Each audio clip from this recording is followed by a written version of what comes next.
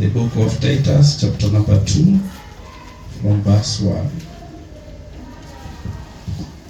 Titus, chapter number 2, from verse 1. Ama ukipenda Tito kwa Kiswahili.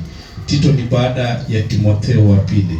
Inapatikana baada ya Timotheo wa pili, na after Tito tunaingia Waebrania. Iko katikati hapo. Amen. Asante kwa wale walienda ushirika Saika, God bless you so much. Sasa tunapanga ushirika ya Kasarani. Sasa tusipopangiwa tutajileta sisi wenyewe. Amen. Kasarani. Amen. Amen. Amen. Asipotupangia tutajipeleka sisi wenyewe. Yes.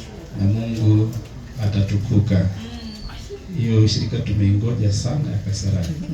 Tito 2 kuanzia mstari wa kwanza.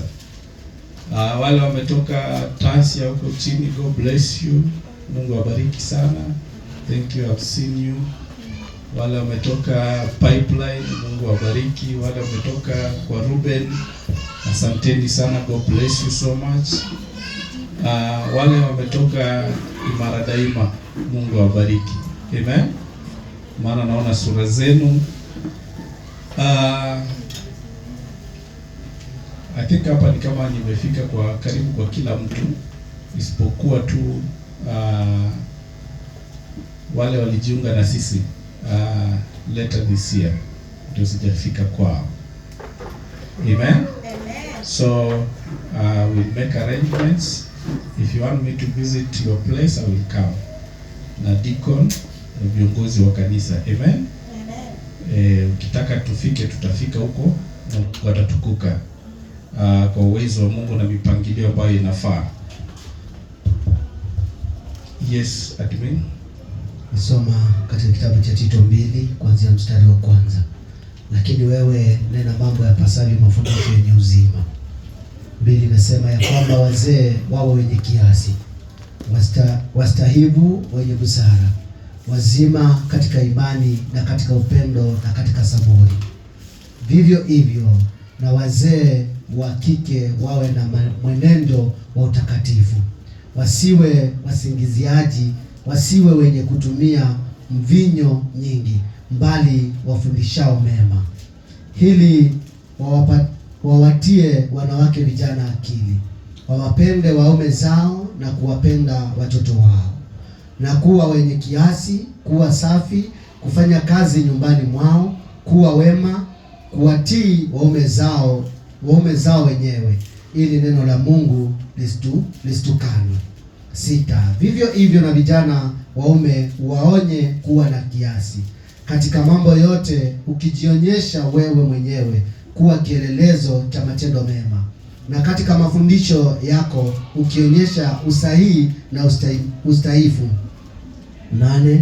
Na maneno yenye uzima yasiyoweza kuhukumiwa makosa, ili yule mwenye kupinga atayarike, kwa kuwa ana neno ubaya la kunena juu yetu. Amen. Amen. Nataka tufike tu hapo. Amen.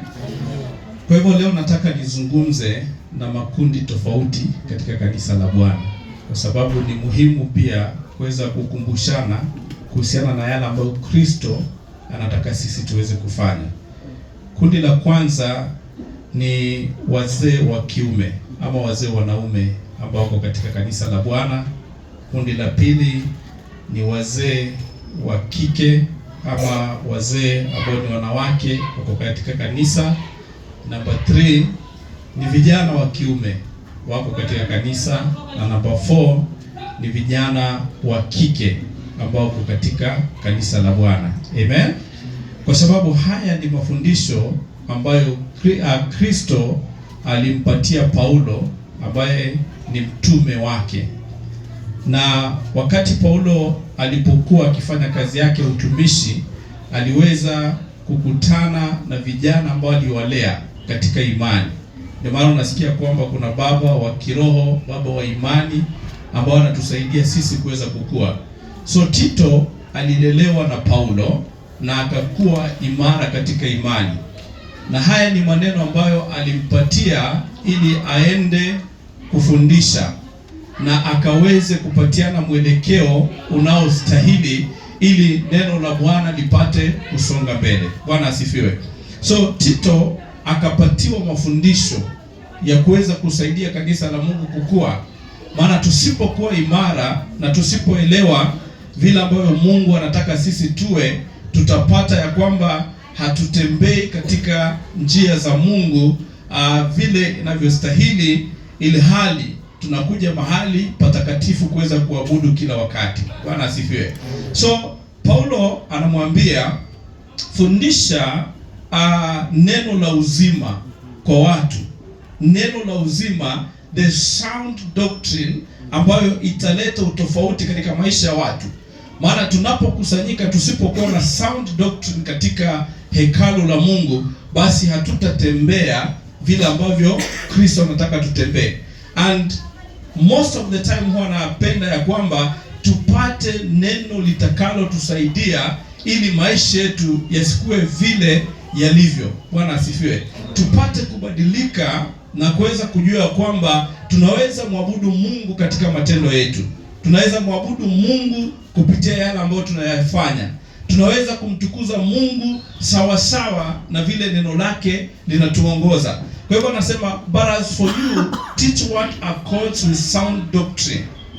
All the men are to be sober-minded, dignified, self-controlled, sound in faith, in love and in steadfastness. Bwana asifiwe. So these are the old people or old men who are in church, because a church cannot make steps ambazo ni muhimu kama wale wazee wa kiume hawajasimama imara katika imani ya Kristo. Wale ndio ambao wanastahili kutoa mwelekeo ambao utasaidia wale vijana wa kiume ambao wanakuwa kwa imani. Wale ambao ndio wanatokea nyuma yetu wakikuja, wale walio mbele yao ndio watakao wasaidia kupata kusimama imara. Na mzee wa kiume anastahili kuwa mtu ambaye akili zake ziko sawa, fikra zake ziko sawa, mtu ambaye anaelewa ni wapi anakotoka na ni wapi anakoelekea, mtu ambaye anaweza kupatiana mashauri yanayofaa ili kanisa la Bwana lisimame kwa msingi ulio imara. Ndipo sasa nasema kwamba a sober-minded person. Hatuwezi kurely kwa watu ambao hawawezi wakapatiana mwelekeo ulio sawa, because a church is a place ambao watu wa aina tofauti tofauti wanakuja ili wapate kukutana na Kristo. And during the weekend there is a man, nilikuwa naongea na yeye nikamwambia kwamba we cannot have people in church ambao wamekuja kubadilishwa na Kristo then we send them away, ama wapate wale ambao wanakuja wawasaidie kuweza kukaa salama katika njia za Mungu, pia na wao hawana mwelekeo katika maisha yao. Bwana asifiwe. So lazima tupate kujua sisi tuliotangulia katika imani ndisi tunaostahili kuweza kuelekeza wale watu wengine. Bwana asifiwe. And this is the conversation ambayo tunastahili kukua nayo ili tuone mwangaza wa Mungu katika maisha yetu. Tuone mwangaza wa Mungu katika kanisa. So nisome kwa Kiswahili verse number 2.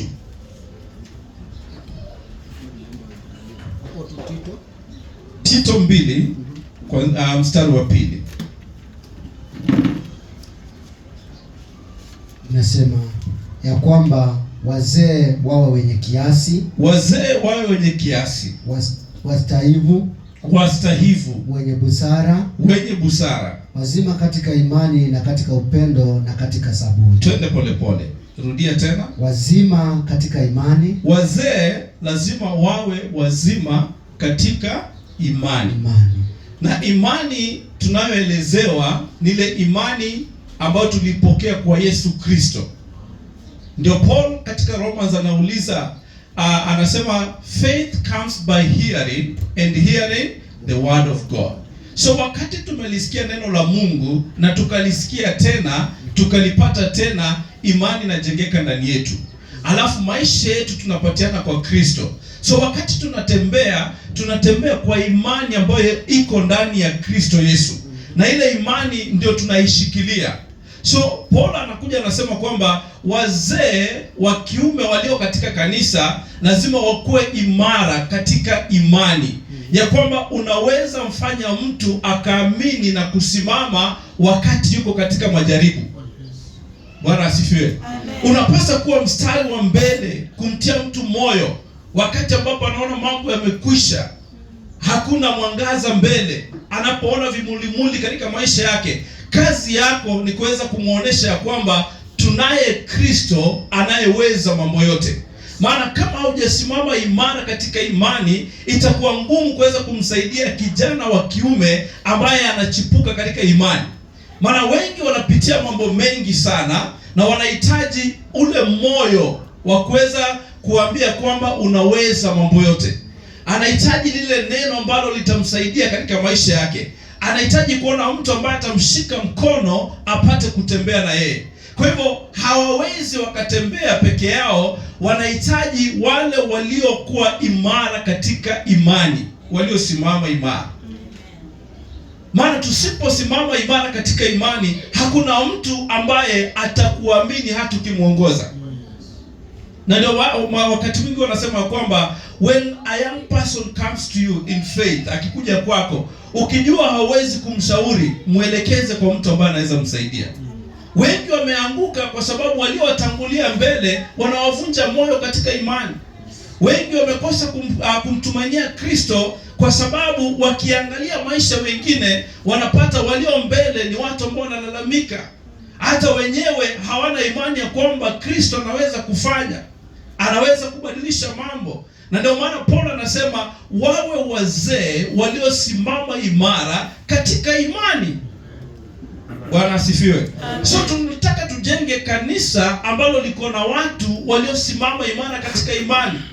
One time there is a man alinipeleka niende kuomba mahali. Wakati nilienda kuomba, mtu tulienda kuombea akakufa. Bwana asifiwe.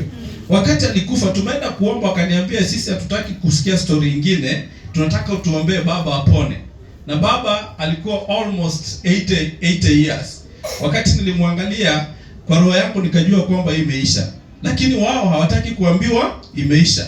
Wanataka kutiwa nguvu, kutiwa moyo ya kwamba baba atapona.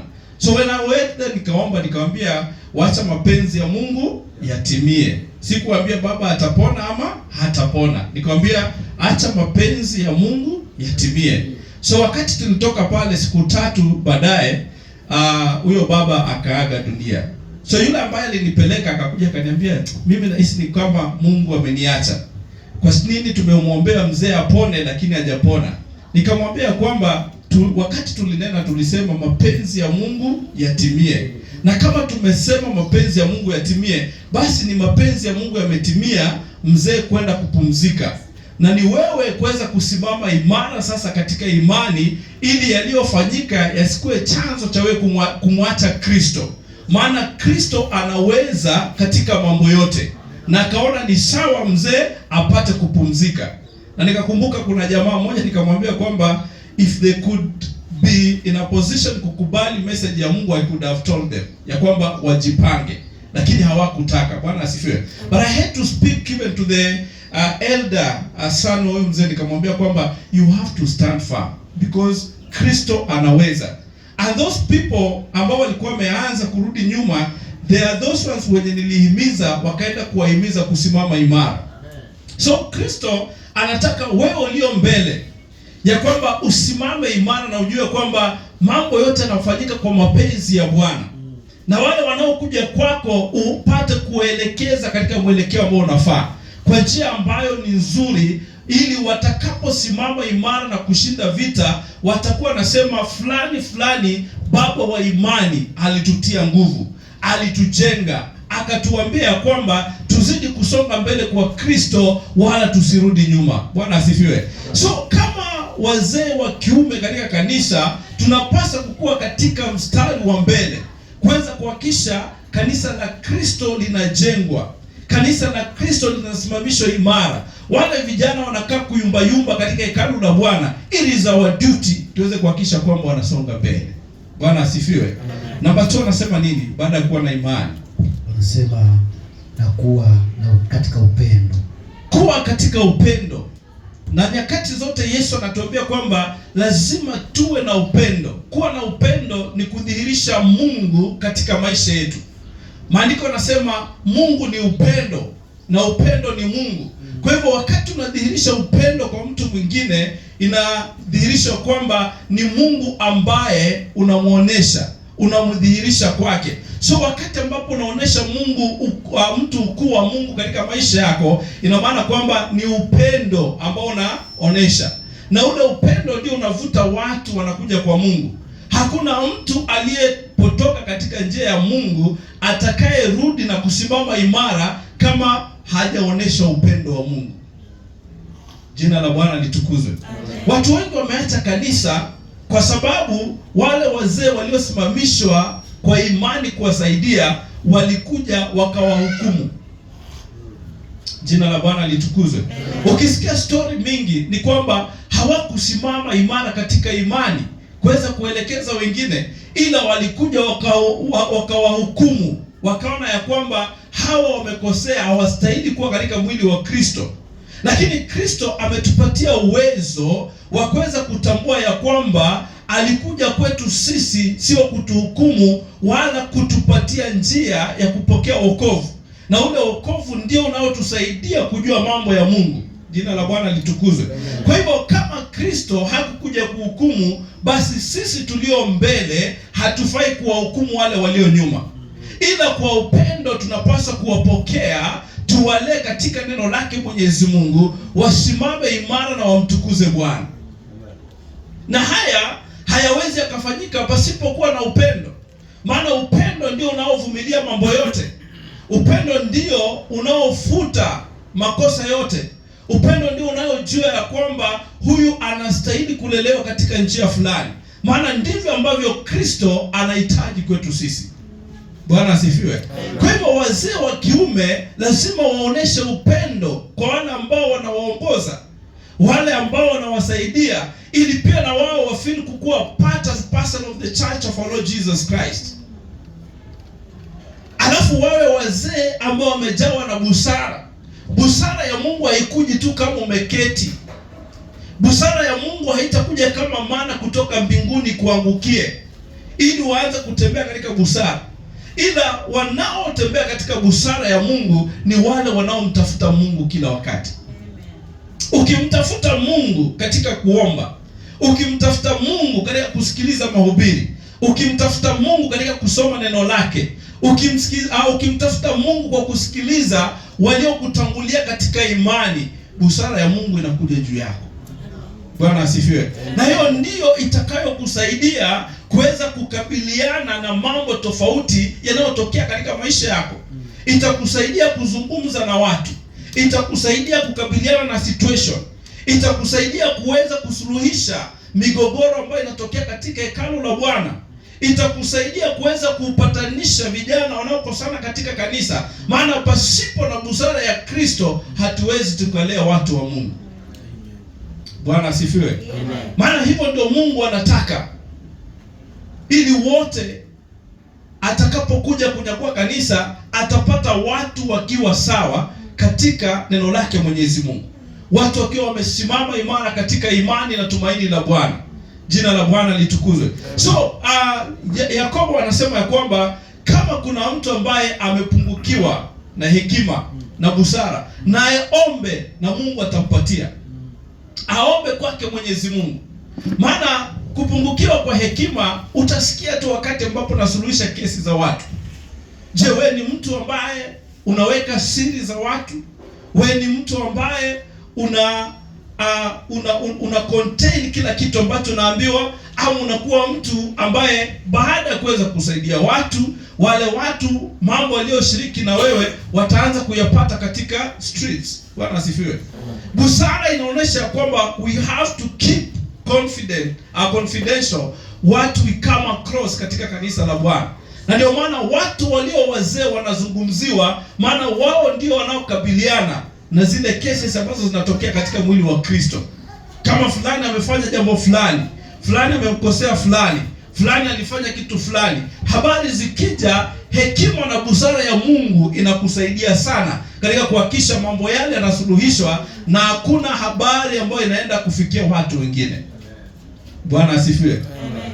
And that is the kind of church that you have to bring up, ambapo people will not run to the world, but people will run to the church wakikuja kuitisha msaada katika kanisa, kwa sababu wataamini wale ambao Mungu ameweka mbele kwa ajili ya kuweza kuwasaidia. Praise be to Jesus. Amen.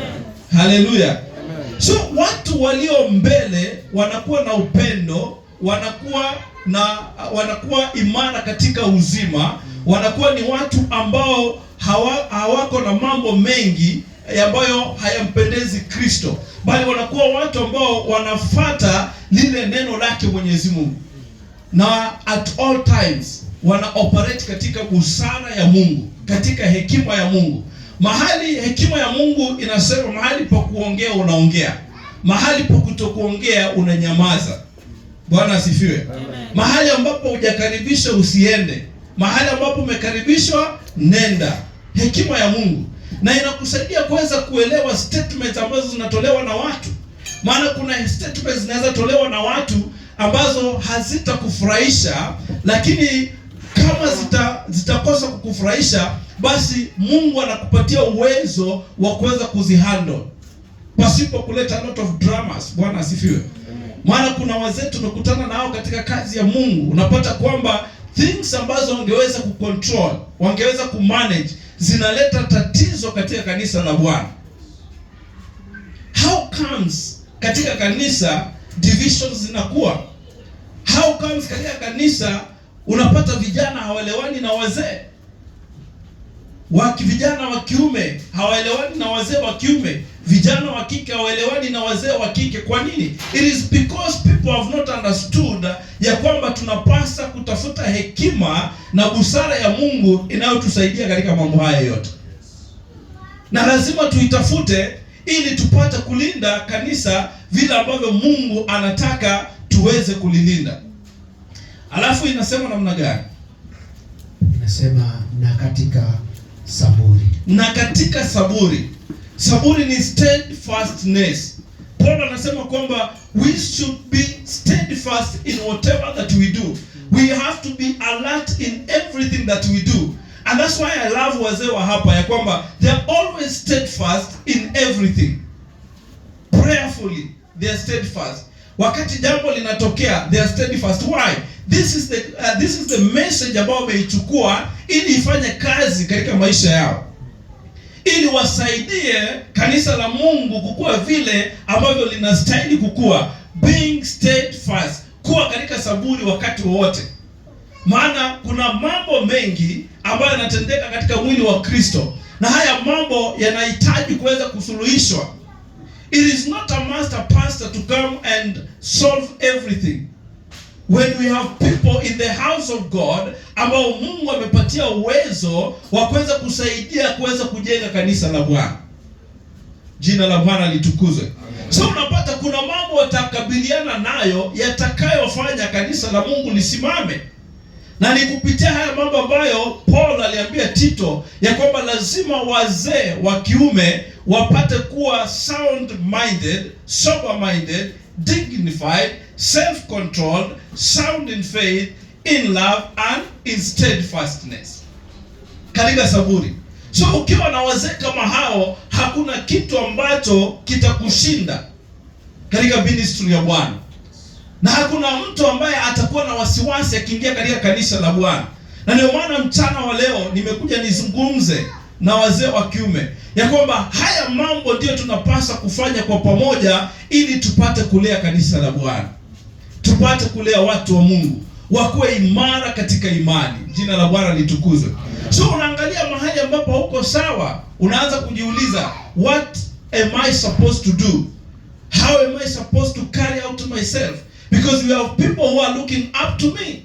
Na huwa anasema kwamba ukiwa mbele haujui ni watu wangapi wako nyuma yako. Kwa maana ukikosea mtu mmoja utakosea watu wengi nyuma yako. na watu watakosa ama watajikwaa katika imani, na huo mzigo utaletwa juu ya mabega yako kwa sababu ya watu kujikwaa katika imani. Na ndio maana tunastahili kuweza kumtazamia Kristo ili atusaidie sisi tulio mbele tupate kuonesha mfano ulio bora kwa kanisa, ili watu wa Mungu wapate kumpenda Mungu. Number 3. Tatu inasema vivyo hivyo na wazee wa kike wawe na mwenendo wa utakatifu. Vivyo hivyo na wazee wa kike wawe na mwendo wa utakatifu. Wazee wa kike ambao wako mbele, wanaotazamwa na wale vijana wa kike walio nyuma yao, ya kwamba mwenendo wako unafaa kukuwa mtakatifu. Kama umempokea Yesu na unakuja katika hekalu kumwabudu, ama unamtafuta Mungu kila wakati wa maisha yako, kila dakika unamtafuta Mungu, basi mwenendo wako unapaswa kuwa mtakatifu. Kwa maana wewe, vile wazee wa kiume walipompokea Kristo wakawa mwangaza wa ulimwengu, pia wewe ni mwangaza wa ulimwengu. Na kuna watu wengi wanaokutazama, wanaokufuata. Sio tu katika mahali pa kuabudu ndio utakuwa mtakatifu, lakini ukirudi kule kwako, you are something else. Bwana asifiwe. And I was talking this morning, nikasema ya kwamba we do not need to force our children to go to church. Hatufai kuwalazimisha watoto wetu kwenda kanisa. Hatufai kulazimisha watoto wetu kufanya mapenzi ya Mungu. Hatufai kulazimisha ulimwengu kufanya mapenzi ya Mungu, ila matendo yetu ndiyo yatawafanya wampende Mungu. Amen. Jina la Bwana litukuzwe. Matendo yetu, matendo yako yatamfanya yule dada ampende Mungu. Kama mama, ukitembea katika utakatifu, ukifanya mapenzi ya Bwana vile inavyofaa, kuna mtu anakutazama tu na anapendezwa na wewe. Kuna mtu anakutazama na anapenda tu apate kukaribia mahali ulipo, ili akuje kushiriki yule Mungu ambaye unamwabudu. Akuje kuona ni wapi hapo ambapo unaenda kumtafuta Mungu, ili pia na yeye apate kuwa kama wewe, mfano ulio bora. Wamama wawe watakatifu. Vile ambavyo wazee wanatembea vizuri katika njia za Bwana, pia na wao wasiache njia za Mungu zinazostahili. Jina la Bwana litukuzwe. Kwa maana anajua, ama Paulo alijua kwamba wamama wanakuwa wengi katika kanisa compared to men. Haleluya. Wamama wanakuwa wengi sana, na akina dada wa kike ambao ni vijana wanakuwa wengi sana katika kanisa. So wakipata wamama kama hawana njia nzuri za kiungu, pia na wao watajikwaza katika mioyo yao. Watashangaa kama tumetoka katika ulimwengu ambayo mambo haya yanafanyika na tumekuja katika kanisa la Bwana. Je, tofauti ya kanisa na ulimwengu ni gani? Lazima wakikuja wapate walio mbele yao wanaweza kuwaelekeza katika njia zake Mwenyezi Mungu. Hallelujah. So all women are supposed to be reverent in behavior. Behavior yako ama tabia yako lazima ipate kuonekana ni tabia nzuri. Na ndio maana wanaambia kwamba wamama wakiongea lazima uangalie maneno yako, lazima yapate kudhibitiwa. Hawezi ukaongea kama mtu wa dunia na umempokea Yesu Kristo. Hawezi ukatapanya tu maneno kama mtu ambaye hajielewi, kwa sababu we have people who are looking up to you for guidance. Jina la Bwana litukuzwe. Hallelujah. Unapata sometimes wale ambao wako mbele, wale wamama ama wamama wazee, wale wako mbele ambao wanatazamiwa na vijana, unampata mama akizungumza hadi unahurumia mtoto wake. Kama hivi ndio mama anaongea, na mtoto naye ataongea namna gani? Kama hivi ndio anasema, na mtoto atasema vipi? Alafu baadaye anasema kwamba hayo tulikuwa tunazungumza tu, sasa let us worship God. Bwana asifiwe. Wacha sasa tumwabudu Mungu. Hiyo ni maneno tu tulikuwa tunasema. Sasa Mungu wa kuabudiwa unavyoabudu na maneno ambayo ulikuwa unasema wewe na dunia, you are the same thing. So you have to mind about how you behave before people. You can't just be there as a woman in faith ambaye amekaa tu ndee kama mtu wa ulimwengu. Matabia zako haziambatani na Kristo unayemtukuza.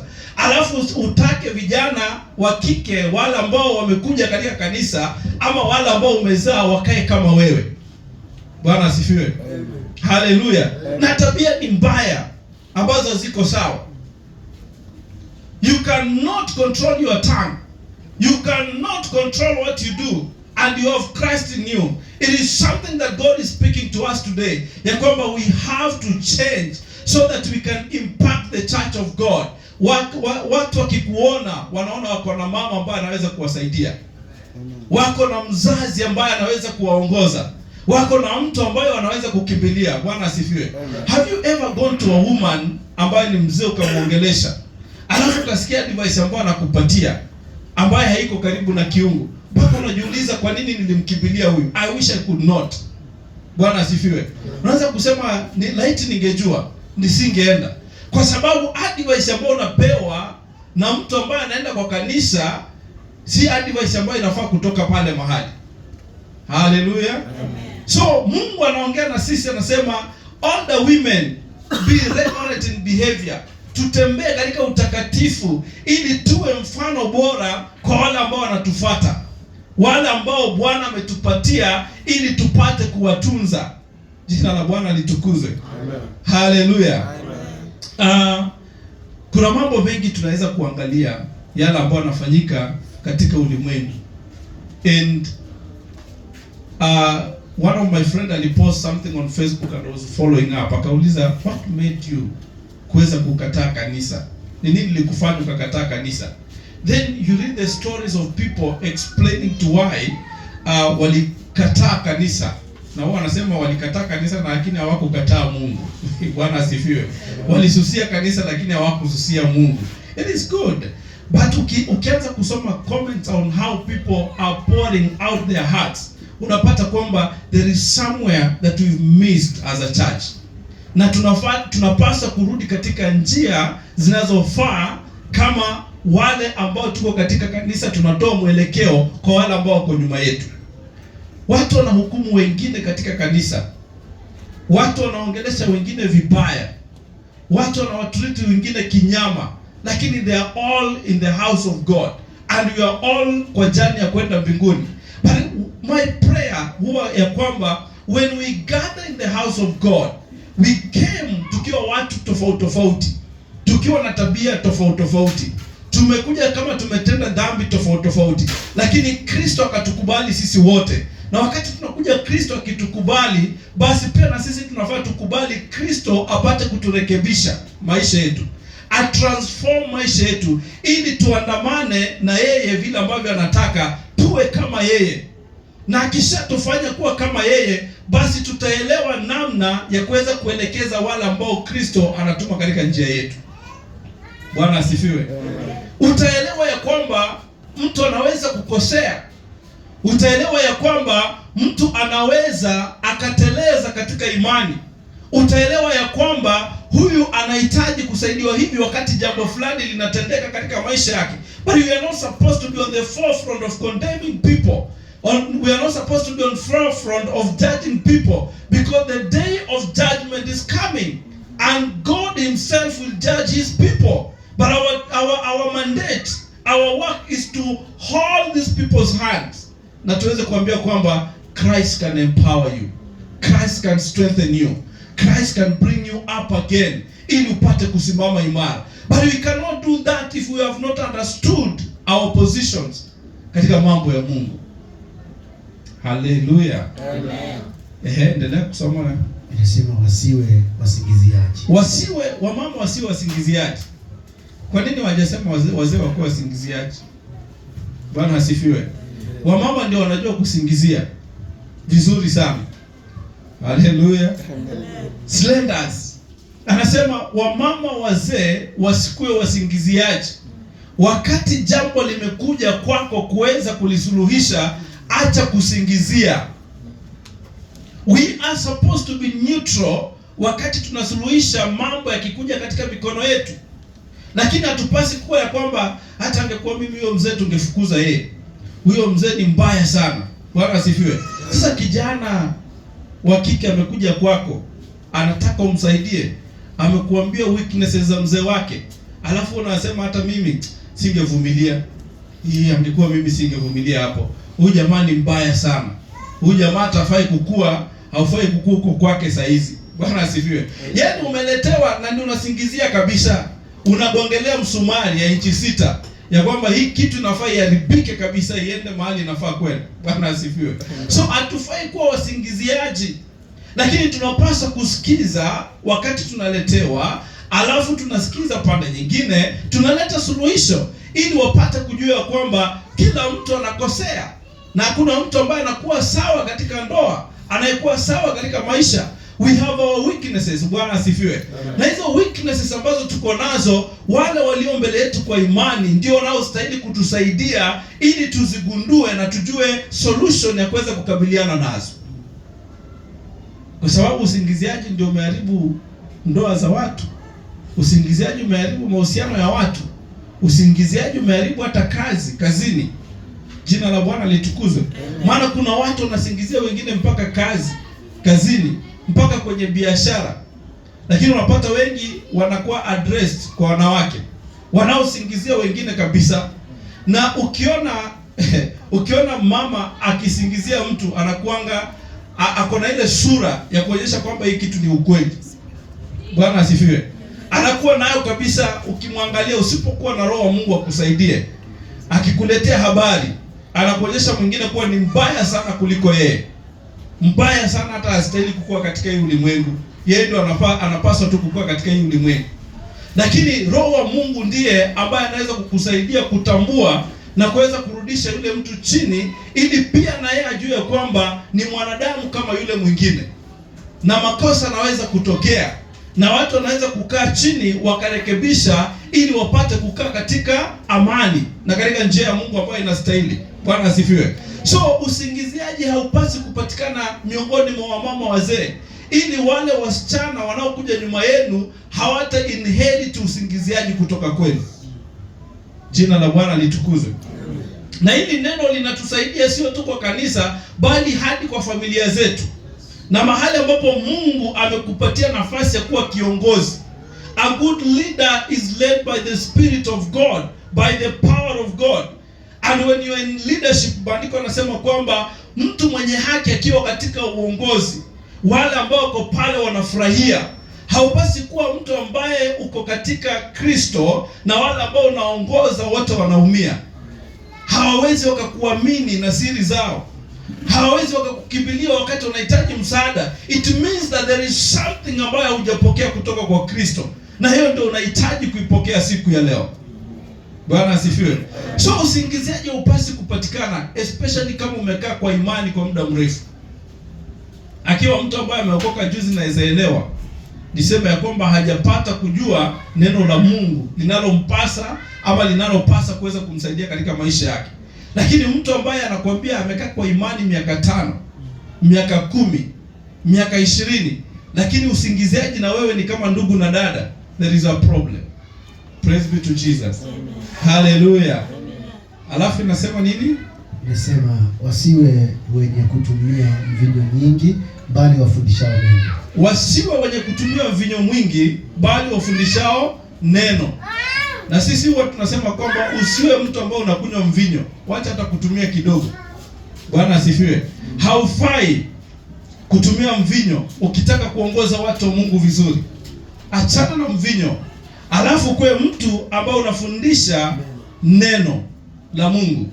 They are to teach what is good to all people. I don't know to the older women who are here. Nikikutana na wale ambao umekutana nao kwa maisha, wakitafuta ushauri kwako, wataweza toa testimony gani kuhusu wewe?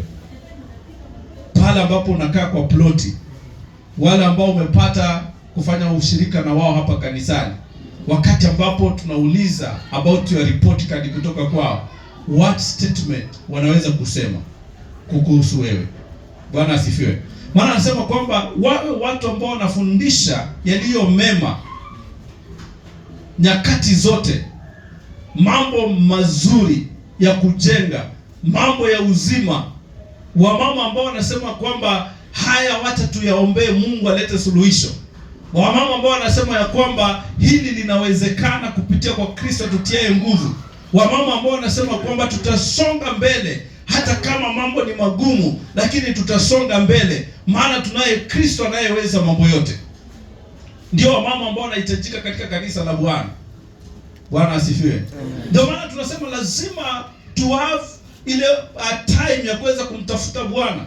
We have to seek God at all times, because we can never be strengthened by the power of God when we have not created our time with God. Time mingi tumekusanya, tumeiweka kwa sababu ya vyama vya masengenyo. Tumeweka kwa sababu ya watu ambao hatufaidi katika maisha yetu. Tumeweka kwa sababu ya priorities ambazo has make sense kwetu sisi. That is why we are not building the body of Christ. We are not building the people of God. If we are building the body of Christ, then tunapasa kuzaa watu wapate kumjua Kristo wengi. We are supposed to impact the body of Christ. We are supposed to multiply, because watu wanavutiwa na maneno mazuri yanayotoka katika kinywa chako. Bwana asifiwe. Wanapaswa kuvutiwa na maneno mazuri. Lile neno ambalo Mungu ameweka ndani yako kwa wewe kumtafuta, ndilo ambalo linapaswa kumfikia mtu mwingine ili apate kumpokea Yesu na apate kukaa karibu na wewe. Bwana asifiwe kanisa. Haleluya.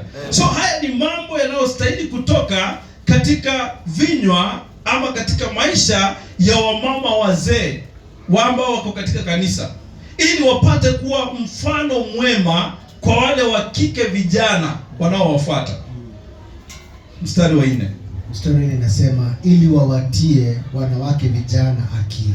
Ili wawatie wanawake vijana akili. Kumaanisha kwamba wanawake vijana hawana akili.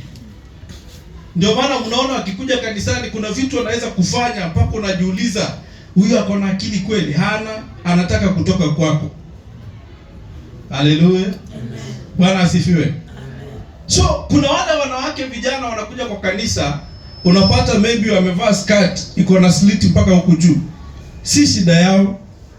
Wanahitaji wewe ambaye uko na akili, uwapatie akili. Na unawapatia akili kwa upendo. Bwana asifiwe. Amen. So ukipata mama mzee ambaye amevaa nguo imembana mpaka hata matiti yamebanika hivi, na kukuja na kijana ambaye hajaokoka kwa kanisa apate mama mzee amevaa hivyo, pia yeye atakuja amevaa hivyo.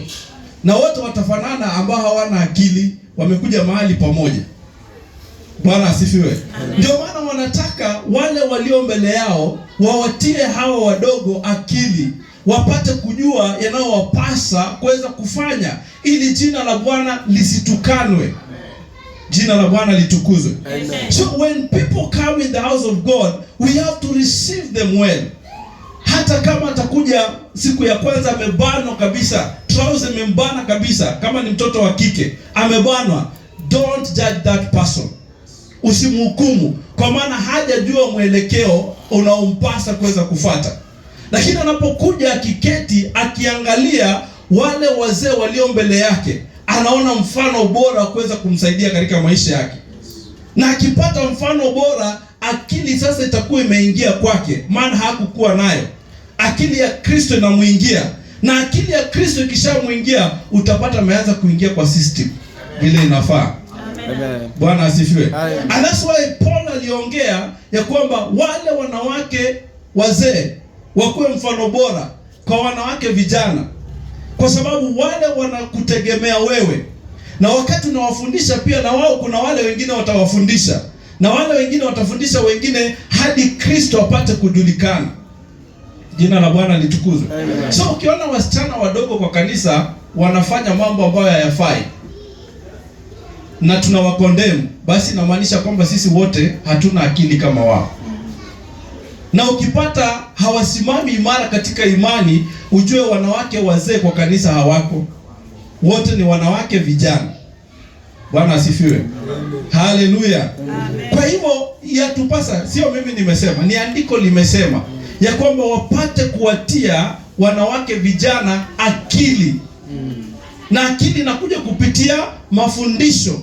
So wewe hauwezi mfundisha mwingine kama hujapata mafundisho ya Kristo yatakayokusaidia kumfunza mwenzako. Mtu akasema kwamba you can never give what you don't have. You have to seek for knowledge. You have to seek for understanding so that you can transfer it to another person. Jina la Bwana litukuzwe. Hallelujah. Endelea hapo pastor. Inasema wawapende waume zao na kuwapenda watoto wao. Wawapende, wawaweke akili wale ambao ni wachanga pia na wako katika ndoa. Wawafundishe kupenda waume zao na kupenda watoto wao. So hiyo ndo kazi ya wamama wazee katika kanisa. Haleluya. Bwana asifiwe. Amen. Bwana asifiwe wamama. Amen. Bwana asifiwe wa vijana wa kike. Amen. Wafundishwe kuweza kukaa sawa sawa. Wapende waume zao. Wapende watoto wao. Wakae sawa katika imani ya Kristo. Kwa sababu sasa hizi tuko katika kizazi cha Gen Z na kizazi hiki kiko na mambo mengi sana. Wamekuja wakati ambapo wanafuata vitu za mtandao. Na vitu za mtandao ukifuatilia, nowadays watu wanakaa kwa ndoa with contracts. Bwana asifiwe. Kandarasi. Sisi tumeamua tutakaa miaka 3. Na baada ya miaka 3 contract inafanya nini? Inaisha. Tunaenda kwingine tena, tunaenda kukaa kwingine. Contract ya miaka 3 inaisha. Hivyo.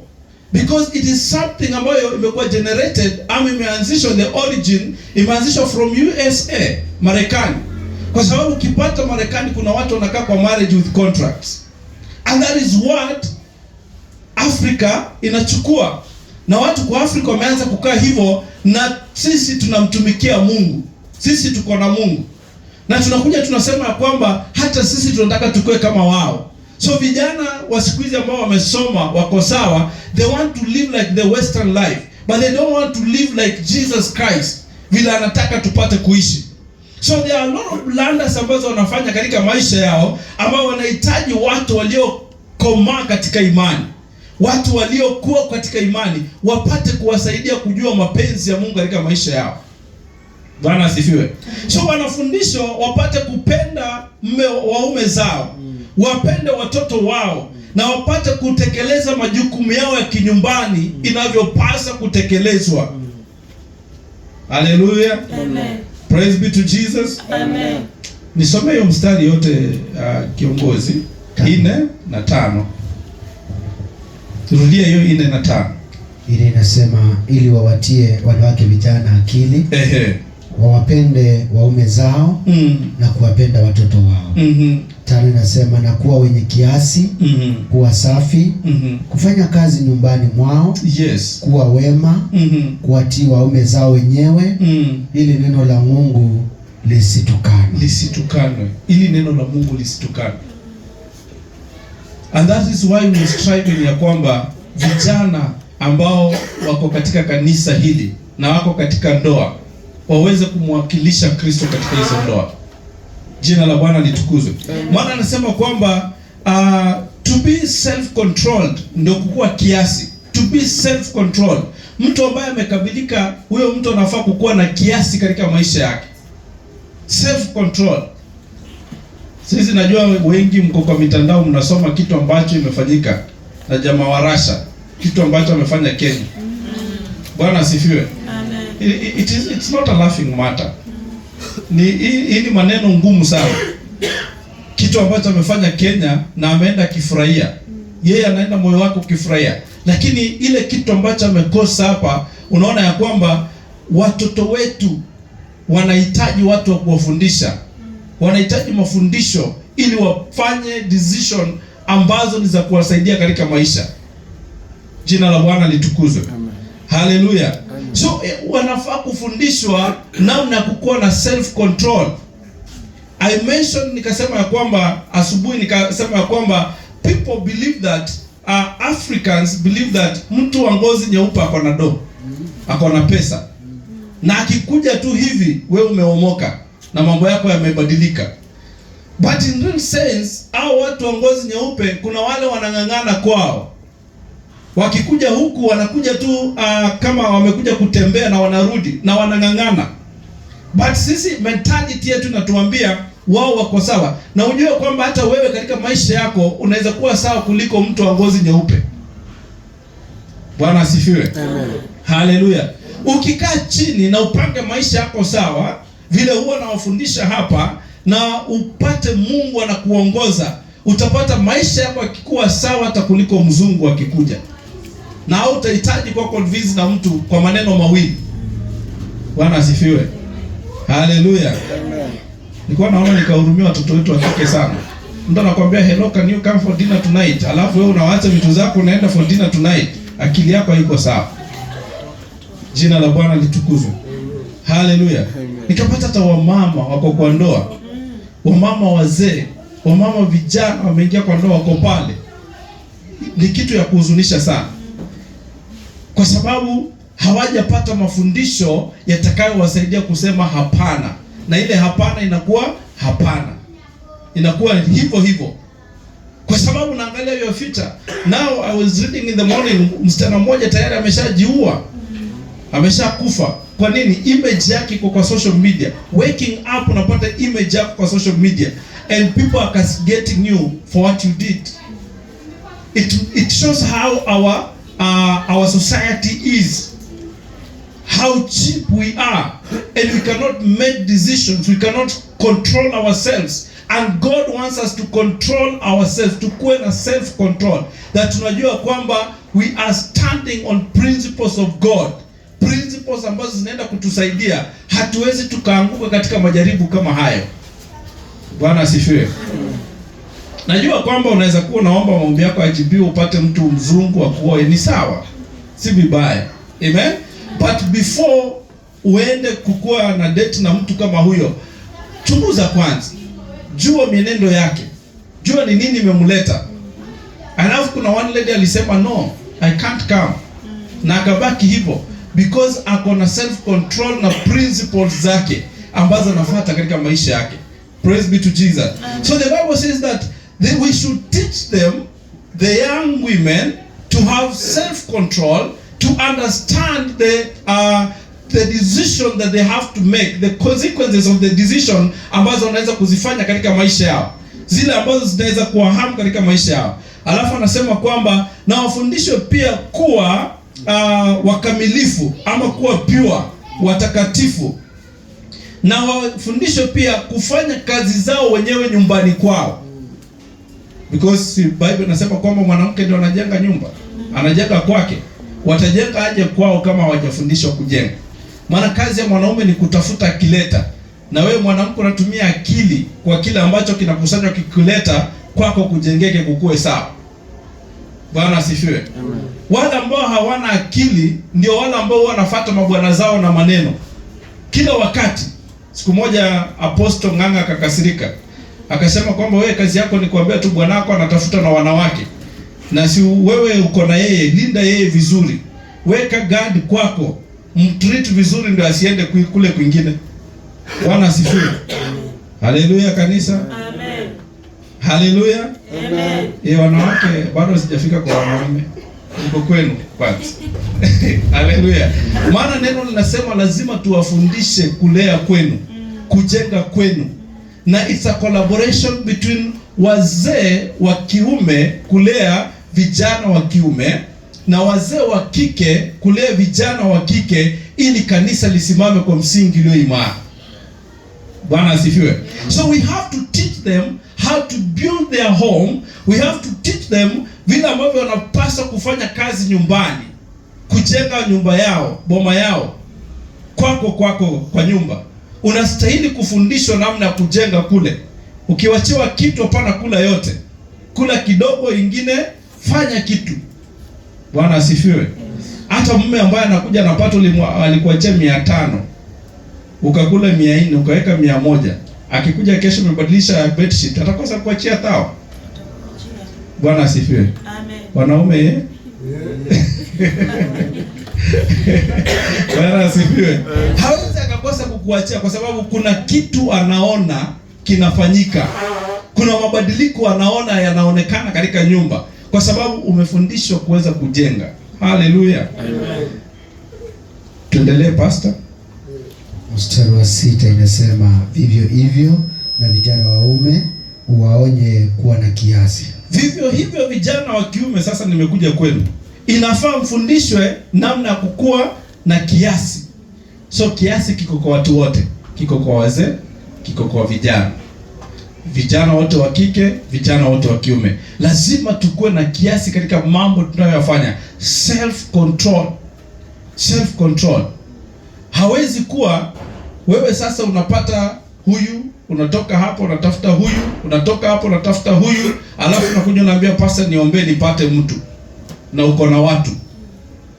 Bwana asifiwe. Haleluya. Amen. Basi niombe, natafuta mtu, nataka kusettle. Lakini wewe mwenyewe uko na watu na unataka upate mtu. Hata hiyo maombi Mungu hawezi sikia. Bwana asifiwe. Ndio unapata wakati unafanya decision yako unaenda kuangukia kijitu ambacho kinakusumbua kwa maisha yako. Why? Wakati Mungu angekubariki na angekupatia mwelekeo, haukukuwa na self control. Ulikuwa unaangukia kila kitu ambacho ulikuwa unapata. Chochote ambacho ulikuwa unaona mbele kilikuwa ndicho ambacho unakimbilia. So wakati ambapo Mungu anakuja kukubariki, anapata kwamba nafasi ya kukupatia yule ambaye akakupatia hakuna, because umejichanganya. Spirit umeingiza kwa mwili ni mingi sana. Different spirits. Bwana asifiwe. So they block your blessings. Alafu unaanza kuteseka. So ukikuja sisi tutakuombea tu mambo ikuwe sawa. Tukutie imani. Kwa sababu uliamua kubeba, tutabeba tu hivyo mpaka wakati itafika. Bwana asifiwe. And we pray to God to change, but I believe God is able to change things. Amen. Amen. Alafu anasema be self control. Number 7. Nasema katika mambo yote ukijionyesha wewe mwenyewe kuwa kielelezo cha matendo mema. Katika mambo yote ukijionyesha kuwa kielelezo cha matendo mema. Ya kwamba kama hapa Pentecostal Tabernacle House, wakati nimesimama hapa, ninafaa kukuwa kielelezo chema kwa vijana wa kiume wote ambao wako mahali hapa. Bwana asifiwe. Ili pia na wao wapate nafasi ya kuweza kutaka kusimama imara hivyo, ili wamtukuze Mungu. Kama maisha yangu yako sawa, watafuata maisha ambayo yako sawa. Na wale ambao wanaangalia, kwa sababu Tito alitumwa kufanya kazi ya Mungu akiwa kijana kama pastor wenu, akapata kusimama imara, kuonesha mwelekeo ambao unafaa. So tunastahili kuweza kuwafundisha wakae chini, wapate mwelekeo, waambie wanaume wanafanya hivi na hivi kuweza kujenga maboma yao. Tatizo ni kwamba upate mwanaume ambaye anaongea mambo mengi ambayo hayana maana. Hamwezi elewana. Bwana asifiwe. Haleluya. Upate mabishano, watu ambao wanakuwa na mabishano ambayo si ya kimsingi. Hamwezi mkamsaidia mtu kama huyo. Lakini wanaume vijana wakikuja kuuliza mwelekeo, wanakuwa wale wa kunyenyekea, wa kutaka kufundishwa, kuweza kuambia kwamba unaweza kufanya hili na hili. We have people ambao wako na ego, men who have ego. It is good to have an ego katika maisha yako, but you have to learn how to live a good life, a precious life before God. Amen. Bwana asifiwe. Ili Mungu apate kutukuka. Amen. Amen. So we are supposed to help the church of God. It is our collaborative mission ambayo Mungu ametupatia tuweze kumake sure kwamba kanisa la Mungu linasimama imara. Neno la Mungu tunalolipeana liko na uhai, lile ambalo linaweza kubadilisha mioyo ya watu, liwafanya watu wakae pamoja kwa amani. One day nikawa nasikiliza mafundisho ya mchungaji mmoja apostle hapa Kenya. Akawa anasema, unajua sometimes ukiwa kijana na umeoa, kuna vitu ambavyo unatakanga kufanywa kama bosi. Bwana asifiwe. Unataka kufanywa kila kitu kama bosi, yani unakaa hivi, unasikia uko sawa kwako bosi kabisa. Nikaelewa, nikajua ni sawa, kwa sababu kuna age ambao ukikua unataka ijulikane ulioa. Bwana asifiwe. Wajue kwamba mimi ni bwana katika hii nyumba. Ni vizuri, si vibaya. Ni vizuri. Bwana asifiwe. Lakini unaangalia maneno ama mambo ambayo mnasukumana na mke wako, ni mambo ambayo unaweza kuyacontrol, kuyadhibiti. Katika hali na vile ulivyo, unaweza elewa na ukayadhibiti. Juzi kuna clip nilishare kwa group ya wanaume ambaye Bishop nani alikuwa amezungumza. Anaitwa Bishop nani huyu? Kwa Deliverance hapo Umoja. Alikuwa amezungumza. Mwingine akaniambia bwana, mimi siwezi fanya hivyo pasi. Siwezi fanya hivyo. Lakini kuna mambo mengine tunaweza kuzuia na tufanye nyumba zetu zikuwe sawa, hasa kwa vijana ambao wameoa. Alikuwa anasema kwamba yeye anasaidiana na mke wake kuweza kufanya shughuli za nyumbani, kuweza kuleana wakuwe sawa, ili ndoa yao ipate kuwa mfano bora kwa wengine. Na akatoa mfano akasema kwamba sometimes hata akikuja apate mama ameweka nguo, alikuwa anataka kupiga deki lakini ameshikwa na shughuli nyingine, pia yeye huwa anapiga deki na hakuna shida. Si nguo ni zake na nguo ni za mke wake, anapiga deki, anaanika, kunakuwa sawa. Akasema kwamba mwingine akaniambia basi hiyo siwezi fanya. Hiyo siwezi fanya. Hiyo siwezi fanya. So unapata ile nguo ambayo ungesolve isilete shida, unapata kupitia hapo unakuja kuzomea mwingine, inaleta shida kubwa katika ndoa. Alafu tunakimbia tunakuja kusema basi tuombe. Shetani tu ameingia kwa nyumba. Hakuna shetani ameingia. Ilikuwa tu ni nguo inaweza kutengenezwa na ikuwe sawa. Bwana asifiwe. So there are things I've learned, ambazo nililearn, nikaona kwamba we can make our marriages good, especially to young people, if we just understand the things that we are supposed to share. Zile nini tunaweza kushiriki nyumbani. Unajua kwamba I can do this, I can do this, she can do this, she can do this. We support one another. Praise be to God. The Bible says that God akaona ni poa, akamtengenezea Adamu nini? Msaidizi. Hakusema aliona ni poa akatengenezea Adamu mfanyakazi. Bwana asifiwe. Amen. Hallelujah. Amen. Hakutengeneza mfanyakazi, alitengeneza msaidizi. Topic for another day. Hallelujah. Hallelujah. Number 8. Soma hapo number 8. Hiyo ni topic ya siku nyingine. Na ninasema na maneno yenye uzima yasiyoweza kuhukumiwa. Na maneno yenye uzima yasiyoweza kuhukumiwa. Kosa. Ili yule mwenye kupinga atayarike, kwa kuwa ana neno mbaya la kunena juu yetu. Ili yule mwenye kutayarika asipate neno mbaya la kunena kuhusu sisi, kwa sababu tunakuwa mfano mwema, mfano mzuri. So kuna siku hata mimi nilikuwa naingia kwa nyumba usiku. Nilikuwa nakuja tukianza kuishi na mke wangu. Bwana asifiwe. Haleluya. So nilikuwa nakuja naingia usiku. Nikiingia usiku nipate chakula ilipikwa, alafu ikafunikiwa. Lazima niamshe mama. Nimwambie chemsha hii chakula. Chemsha. Amka chemshe. So na yeye anarauka asubuhi. Unajua mimi sikuwa narauka asubuhi. Nilikuwa naingia kazi usiku saa 6 hivi mchana. Na yeye anaamka asubuhi anaenda kazi. So naona vile anakasirika akichemsha ile chakula. Alafu najiuliza hii chakula yenye nimekasirikiwa ni mimi naenda kukula. Bwana asifiwe. Ni mimi naenda kukula kwa sababu nimemwamsha kwa usingizi na amekuwa kazi. Amen. Ametoka kazi. So I sat nikajiuliza, is it good to do what I'm doing? And personally niko na uwezo wa kuchemsha chakula. Naweza enda kuwasha kwa sababu mama amekuwa kazi, nimekuwa kazi. Na nimekuja nimepata amepumzika. Na asubuhi anarauka.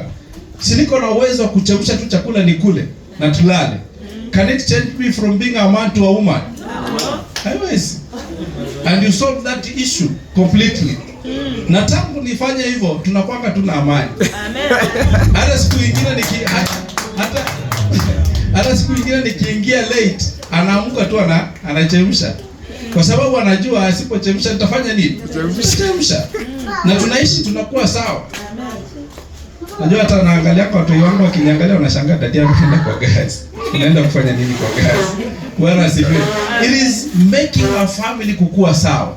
Ya kwamba the small things ambazo zinaweza kuleta shida kwa familia, we just solve them maturely. Tunafanya mambo yanakuwa sawa. And that's how we are supposed to bring up young people in church. We need to collaborate. If you want to build a strong church, we start with home, our homes. If we build our homes strong enough, good enough, the church of God will be strong. We will set it on a foundation ambayo itakuwa ya watu kuitamani. Bwana asifiwe. Amen. Hallelujah. Amen. One day my son aliniona jikoni nikipika, nikamwambia kwamba today I'm the one who is going to make for you ugali. Amen. So wakati aliona nikikoroga, akauliza, dadi, kumbe unapikanga ugali? Unaweza jua kupika ugali? Nikamwambia, kwani kuna kazi ambayo sijui? Bwana asifiwe. Amen. Kuna kazi ambayo sijui? Akaniambia, sijawahi kuona ukipika. Nikamwambia, sasa kuja hapa uone vile napika. And I made a good meal for them. Na wakakula wakafurahia. So there are things that we do to spice up our marriages, to spice up our families. We are not bosses. God has given us an opportunity to serve one another, as long as kila mtu anajua boundary yake ni gani nyumbani, ili tupate kuwa na familia ambazo a woman anaweza, bibi yako, kwa vijana, bibi yako anaweza kukujivunia wewe. Ni kitu gani anaweza kuangalia jivunie kwako? Na wewe mke ambaye ni kijana, what is that thing ambayo your husband, a young husband, anaweza kujivunia kwako? It is that collaboration and understanding. Inaweza kufanya mkue sawa. And when mahali unatoka kuko sawa, even if you come into the house of God, kanisa la Bwana litakuwa imara. Amen. Bwana asifiwe. Amen. Hallelujah. Amen. So we have been taught how to build strong church, and a church that is all round ikiwa sawa. Na haya mambo yote yanafanyika kwa sababu ya mafundisho tuliyoyapata yanayotusaidia katika maisha yetu. Ukipata mafundisho yaliyo sawa, sound doctrine itakusaidia katika maisha yako. So hapa nataka nione wale wa mama wazee mko mbele. Nataka nione wasichana wa hapa wakiwa na adabu, wakiwa na mwelekeo katika maisha yao, wakiongozwa sawa, na nisipate mtu ambaye anakemea mtu kwa uchungu. Mafundisho, Biblia imesema kwamba mafundisho yaliyo mema, mazuri. Kama kuna shida, kama mtu hajatembea sawa vile Kristo anataka, muite kwa upendo, muongeleshe maneno mazuri ya Yesu. Na huyo mtu akitoka, moyo wake utakuwa umepona na atakuwa amejua kitu cha kufanya. Wazee wa kiume, tuwafundishe vijana wale ambao wako katika hii kanisa wa kiume, tuwaonyeshe mwelekeo mzuri ya kwamba you can make it in your marriage, you can make it in your family. Kazi ambayo unafanya you can make it, and God will bless you. Bwana asifiwe. Utapata hapa sura zikimeremeta tu zikiwa na Yesu. Kwa nini? Mafundisho mema. Wamepata mafundisho mema. Jina la Bwana litukuzwe. Amen. And the church will multiply. The church will grow. Hiyo vision tuko nayo ya 1 million people capacity, it will come only kama tunapatia watu mafundisho mazuri ya Yesu, tukiwaelekeza watu vile inafaa. Bwana asifiwe. Amen. Hallelujah. Amen. Because that is how Christ wants us to live. Tusimame kwa miguu yetu.